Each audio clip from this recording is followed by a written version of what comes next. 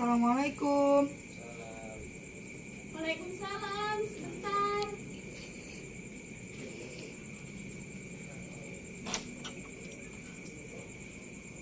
Jangan masuk. Ya, terima kasih.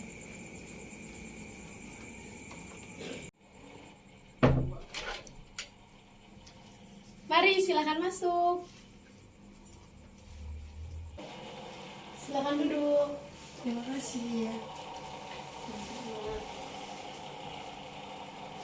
Dengan Mbak Ida yang kemarin WhatsApp saya. Iya, Kalau boleh saya tahu, dapat WhatsApp saya dari siapa ya? dari teman. Mbak Ida itu nyari tahu tentang saya, apa rekomendasi dari teman? Dari tahu sendiri.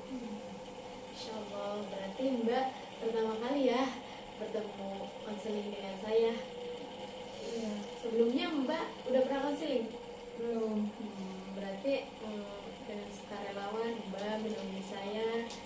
Terima kasih juga Mbak telah mempercayai saya sebagai konselor yang ingin membantu Mbak. Sebelumnya Mbak kan belum pernah konseling. Nah, Mbak, apakah Mbak udah tahu apa itu konseling? Belum. Baik, sebelum ke tahap inti konseling, di sini saya izin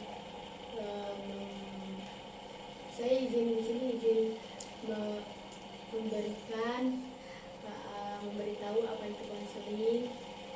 Nah, di sini konseling yang kita maksud itu konseling individual, di mana konseling itu proses yang terjadi antara seseorang dengan seseorang yang mengalami masalah yang tidak dapat diatasi dan adanya pemberian bantuan dari konselor.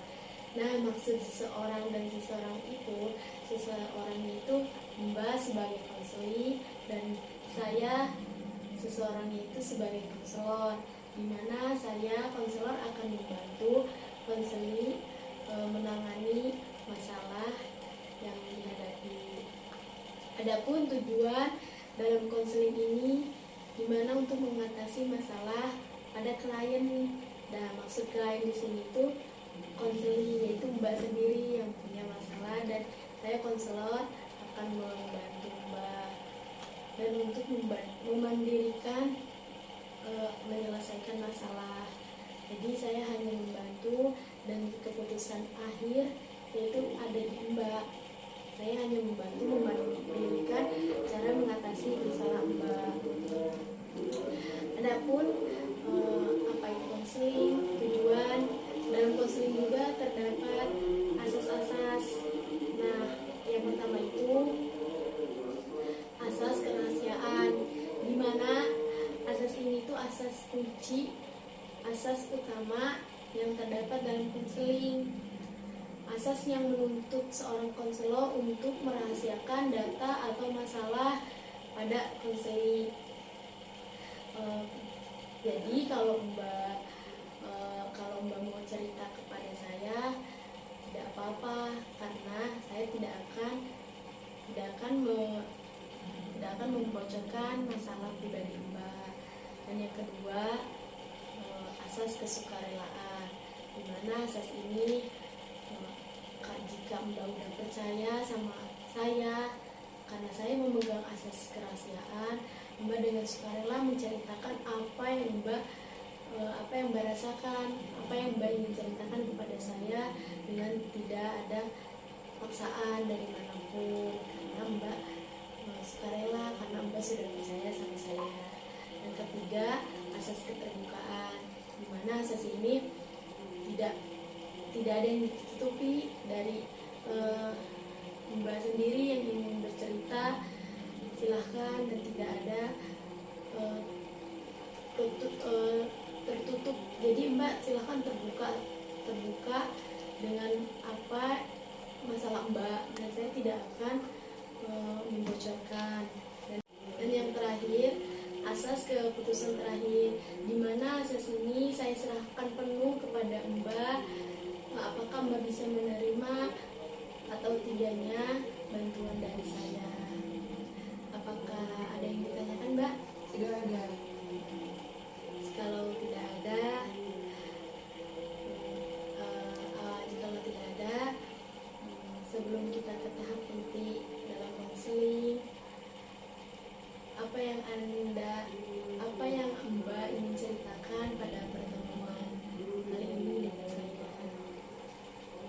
Saya di sini ingin bercerita mengenai tentang percintaan saya yang terkadang itu buat kepikiran pada saat saya kuliah. Jadi saya tuh bingung kenapa percintaan saya itu berbeda gitu. Maksudnya jadi saya tuh kadang bingung sama diri saya sendiri. Sebenarnya saya nih suka nggak sih terhadap lawan jenis, atau ada nggak sih lawan jenis juga yang suka sama saya gitu. Kadang hal-hal yang kayak gitu tuh membuat saya tuh kepikiran. Jadi padahal dulu saya juga pernah mengalami percintaan tersebut, tapi setelah SMA memang saya tidak mengalami percintaan tersebut yang kayak orang-orang gitu. Jadi saya emang merasakan adanya cinta, saya suka sama orang, tapi saya tuh nggak mau saya ini pacaran lah gitu.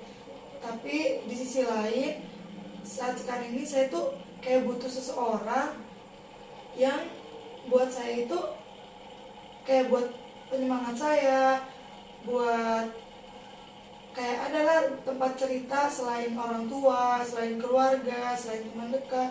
Jadi saya tuh butuh itu. Tapi di sisi lain juga saya tuh kayak belum mau terlibat cinta gitu sama lawan jenis. Jadi saya tuh bingung di situ. Sebenarnya gimana gitu tuh? Saya tuh harus gimana? Apa saya harus apakah saya harus mempunyai pacar gitu tuh biar kayak misal kuliah saya nggak terganggu, terus saya bisa fokus kuliah karena ada penyemangat, atau emang saya tuh ya kayak gini-gini aja.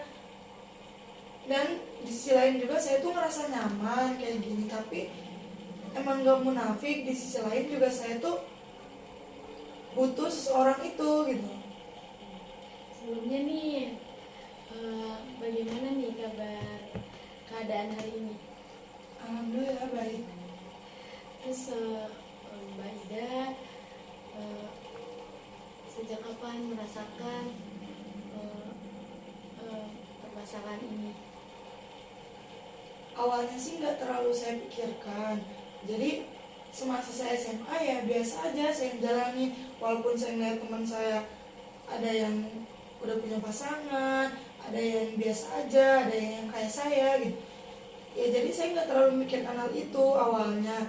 Cuma semenjak masuk kuliah dan sampai sekarang kayak sering terlintas gitu. Kenapa ya kok saya emang nggak punya pacar gitu?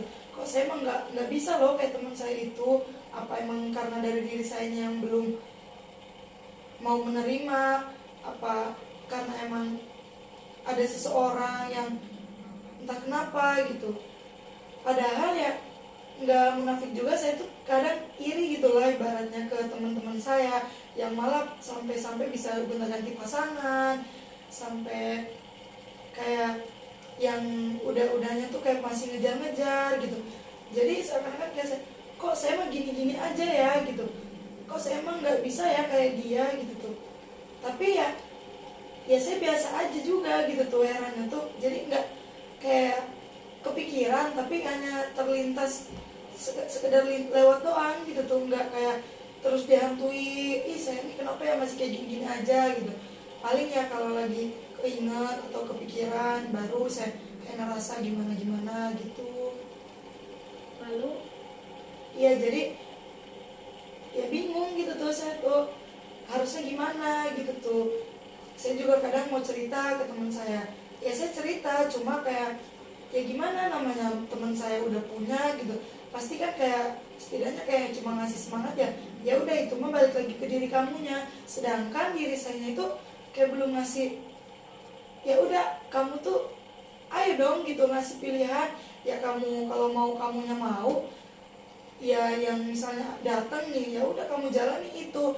Nah kalau enggak ya udah enggak, berarti itu tuh enggak jadi permasalahan dong harusnya buat saya. Tapi kenapa gitu, kayak saya tuh mau mencoba, ya udahlah biasa aja gitu tuh, nanti juga jodoh mah datang sendiri. Tapi nya kayak gimana ya, lambat laun tuh kayak masih kayak ya keinget gitu tuh, ih kenapa ya kok saya mah nggak bisa kayak teman saya gitu, teman saya mah ini ya iri gitu tuh. Iri mah ada, cuma yang nggak terlalu berlarut-larut dalam keirian itu. Cuma ya yang saya pikir tuh kenapa gitu tuh, kadang tiba-tiba kayak kepikiran lagi gitu. Sebelumnya nih, saya apresiasi banget kepada Mbak Ida yang dengan udah beranilah menceritakan permasalahan Mbak Ida kepada saya. Kalau boleh saya tahu dari cerita Mbak Ida, setelah Mbak Ida cerita kepada saya, apakah Mbak Ida sudah merasa lebih tenang, lebih nyaman? Ya jadi setelah saya cerita tadi, terus saya pokoknya ya setidaknya sedikitnya tuh saya udah merasa lega, udah tenang, dan ada sedikit gambaran lah buat kedepannya saya tuh harus gimana gitu. Jadi Mbak Ida sudah tahu bagaimana Mbak Ida setelah menceritakan ini kepada saya. Mbak Ida sudah tahu cara menyikapi apa permasalahan Mbak Ida. Iya. Jadi dapat saya apa yang Mbak Ida ceritakan tadi tuh Mbak Ida butuh support system. Kadang iri juga sama teman-teman ya, iri kayak pengen punya penyemangat. Nah, setelah Mbak Ida bercerita tadi, apakah ada yang ingin diceritakan kembali atau diceritakan apa yang belum diceritakan kepada saya? Silakan Mbak. Iya, jadi sebenarnya saya juga nggak terlalu memikirkan hal itu gitu. Kayak maksudnya ya saya juga punya orang tua, punya teman, itu juga sebenarnya udah jauh lebih dari cukup gitu buat kayak nyemangatin saya belajar yang benar. Kayak nasihat orang tua saya juga kayak udah jadi acuan saya buat semangat gitu. Terus dari teman-teman saya juga, ya udah gak usah dipikirin dah ini nanti juga ini mah datang sendiri, udah waktunya mah gitu.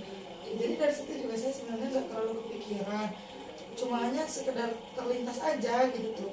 Terus dari orang tua saya juga kan kayak biasa nyemangatin, kayak nggak usah mikirin ke situ-situ gitu kata orang tua saya juga. Jadi ya udah dari situ saya kayak nggak, ya udah nanti juga kalau urusan itu mah bisa belakangan gitu tuh, yang penting kamu kuliahnya benar, belajarnya yang benar gitu. Urusan itu mah ya kayak ngalir aja gitu tuh, nanti juga kalau udah waktunya mah datang sendiri kata orang tua saya kan gitu. Jadi dari situ juga saya ya udah gitu tuh, kayak sekarang gitu tuh, jadi nggak terlalu benar-benar kepikiran keras gitu tuh masalah itu. Jadi yang membuat saya tuh kayak belajarnya kurang, enggak sebenarnya, cuma kalau masalah belajar emang kayaknya dari diri saya juga gitu tuh yang kurang. Sebenarnya hal itu tuh nggak jadi acuan buat saya tuh, jadi malas belajar juga gitu tuh, dan nggak jadi kebutuhan pokok juga yang harus terpenuhi gitu tuh. Kayak nanti juga ya bakal ada waktunya gitu tuh. Dari situ juga saya tuh kayak belajar gitu tuh, kayak biar jadi dewasa gitu tuh. Maksud dewasa tuh maksudnya kayak nggak harus loh dah kamu tuh harus ada ini, harus ada penyemangat seseorang gitu biar kamu tuh belajarnya fokus ini. Kayak itu tuh sebenarnya kayak bonusnya gitu tuh, kayak nggak jadi acuan. Iya, jadi dari situ tuh kayak saya tuh nggak terlalu terpaku ke situ gitu. Kayaknya ya saya kayak gini juga yang penting saya bisa hidup, saya bisa kayak berteman, saya bisa ngelakuin hal yang saya inginkan gitu tuh. Mungkin dari situ juga saya kayak bisa lebih memperbaiki dirinya, lebih banyak waktu gitu tuh, biar saya tuh kayak mempersiapkan diri saya, memperbaiki diri saya untuk kedepannya kayak gimana. Itu tuh jadi kayak sebenarnya menguntungkan juga gitu tuh ke diri saya, nggak memiliki pasangan di saat sekarang ini. Tapi emang gimana sih, masanya remaja yang butuh sosok pendamping, penyemangat kayak yang lain gitu tuh. Jadi ya nggak menutup kemungkinan sih remaja seusia saya ini nggak butuh pasangan, nggak butuh sosok seseorang yang bisa nyemangatin dia, yang selalu ada. Katanya sih kan gitu. Tapi mau gimana gitu tuh, saya juga kayak nggak terlalu terpaku ke hal itu gitu tuh. Dan dari situ juga saya kayak mau, ya udah dah, kamu juga kayak gini bisa kok gitu, kamu tanpa adanya ini juga bisa jadi kayak gini kok gitu. Dan saya kuliah biasa aja gitu tuh, nggak terlalu kok saya mah ini ya kuliah nggak kayak gitu gitu tuh. Jadi ya dari situ kayak saya ya udah gitu tuh, ya udahnya saya tuh. Tapi kadang ya kayak gitu, yang ada aja bingungnya gitu tuh. Jadi harusnya tuh gimana gitu tuh. Jadi sebelumnya Mbak Ida apakah sudah pernah cerita ke teman atau ke sahabat terdekat Mbak Ida masalah Mbak ini? Sudah, cuma lebih spesifik ke yang kayak gini nih kayaknya belum gitu tuh. Dan kayak dari cerita ke teman tuh kayak sama aja, respon teman saya tuh ya hampir mirip lah, walaupun beda orang gitu. Ya intinya tuh kayak ya udah, itu mah balik lagi ke diri kamunya, maunya gimana, kamunya nyaman enggak ngejalanin yang saat sekarang ini. Kalau kamu nyaman, ya buat apa gitu tuh butuh seseorang itu, toh kamu juga sekarang udah nyaman gitu tuh. Ya dari situ jadi saya iya ya gitu, gimana ya gitu tuh, ya nyaman sih nyaman gitu tuh. Tapi kayak nggak menutup kemungkinan di masa yang kayak sekarang ini gitu tuh, di usia saya yang kayak gini segini kayak kalian ini gitu, nggak butuh gitu tuh. Dan kayak obrolan kitanya aja kayak ujung-ujungnya ke situ gitu tuh. Jadi gimana saya nggak kadang kepikiran gitu tuh, orang setiap kumpul sama teman-teman saya juga obrolannya kayak gitu gitu tuh. Dari yang Mbak Ida ceritakan kepada saya ikut merasakan apa yang Mbak Ida ceritakan kepada saya. Nah, tampaknya yang Mbak Ida ceritakan tadi ada kata-kata yang bingung. Nah, saya yakin Anda dapat menjelaskan lebih lanjut perasaan bingung yang Mbak Ida rasakan itu seperti apa dan bagaimana. Iya, jadi saya tuh bingungnya ya ke diri saya sendiri, maunya gimana gitu. Dan emang hal itu tuh sering kayak terlintas ke saya tuh karena emang circle pertemanan saya juga kayak gitu gitu tuh. Kayak maksudnya ya pada udah punya pasangan, sering kalau kumpul ceritanya ini itulah gitu, sama pasangannya lah ini. Jadi kan kadang saya juga kayak mau bodo amatnya susah gitu. Dan dari situ tuh saya juga bingung ke diri sayanya, kamu nih mau kayak gini aja atau emang kamu juga pengen kayak teman-teman kamu gitu. Tapi mungkin saya tuh nggak maunya itu bukan nggak mau yang emang nggak mau gitu tuh. Nggak maunya itu kayak mungkin nanti ke depannya yang saya tuh nggak mau ngalamin yang begini-begininya, yang mungkin yang kayak membuat saya bakalan kayak semakin bukannya semangat malah males, mungkin ke situnya. Tapi kan kayak saya tuh kayak nggak ada mau mencobanya gitu tuh ke situ. Iya, jadi saya tuh ya bingungnya dari situ gitu. Tampaknya Mbak Ida sendiri masih ragu dengan apa yang Mbak Ida ingin lakukan. Baik. Nah, sini saya ingin bertanya nih ke Mbak Ida, hal apa yang membuat Mbak Ida semangat? Yang membuat saya semangat ya dengan cara melakukan hal yang kayak, kalau saya kan hobinya nonton, jadi kalau saya mau lagi ini, kadang dengan menonton itu saya jadi semangat.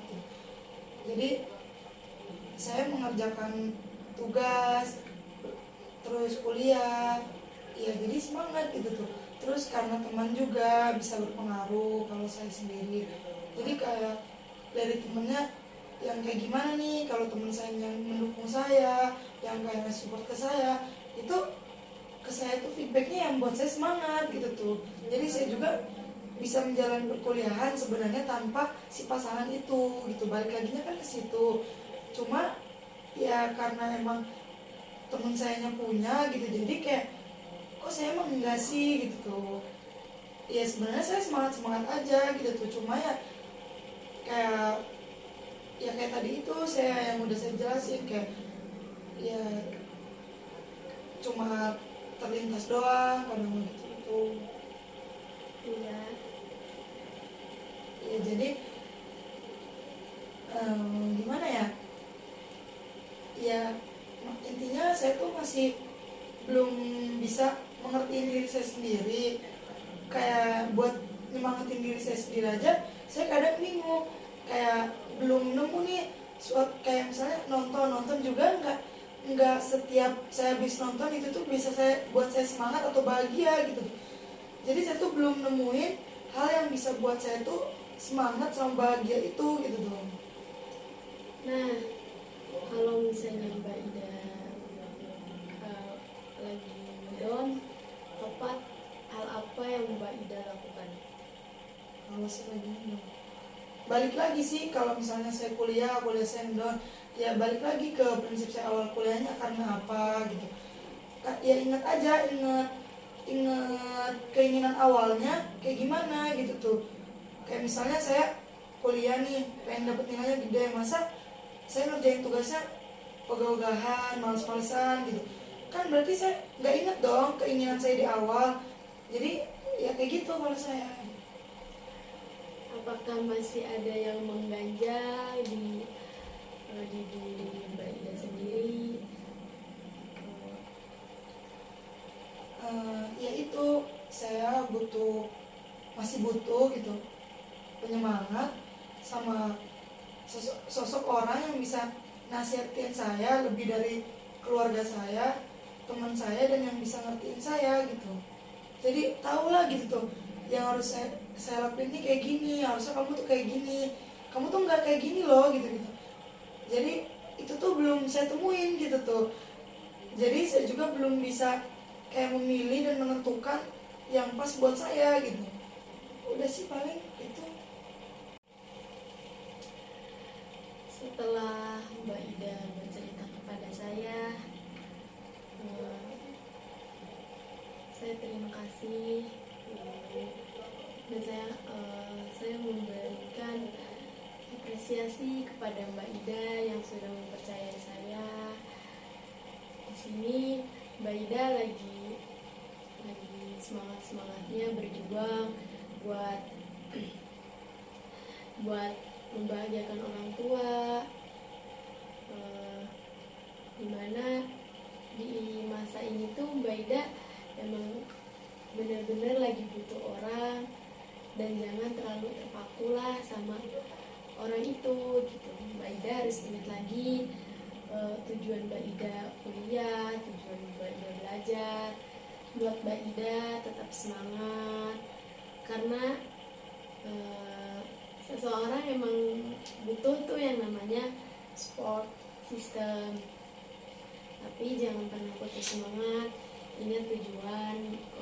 Kembali lagi ke tujuan Mbak Ida itu kuliah buat apa dan menjalani hidup itu buat apa. Dan kalau Saya memberikan saran kepada Mbak Ida. Mbak Ida jangan terlalu terpaku lah sama hal-hal yang dunia luar. Kayak Mbak Ida pengen kayak orang-orang, nggak usah. Jadilah diri Mbak Ida sendiri. Nanti juga jangan selalu memikirkan hal-hal yang membuat Mbak itu terganggu kepada Mbak Ida. Kedepannya Mbak Ida lebih hati-hati, lebih semangat lagi, lebih percaya diri. Ya, pasti ada kok orang yang benar-benar ingin membantu Mbak Ida, ingin membuat Mbak Ida semangat, ingin mendengarkan cerita Mbak Ida. Sebelumnya saya terima kasih sekali kepada Mbak Ida yang sudah percaya kepada saya sebagai membantulah masalah Mbak Ida. Iya, saya juga mengucapkan terima kasih kembali karena Mbak sudah mau mendengarkan cerita saya, keluh kesah saya, permasalahan saya yang memang kalau tidak saya ceritakan itu bakalan terpendam gitu tuh cerita itu. Sebelumnya saya ucapkan 1000 maaf jika saya ada kata-kata yang kurang enak dan kata-kata yang menyinggung hati Mbak Ida. Ucapkan terima kasih. Semoga di lain waktu kita dapat bertemu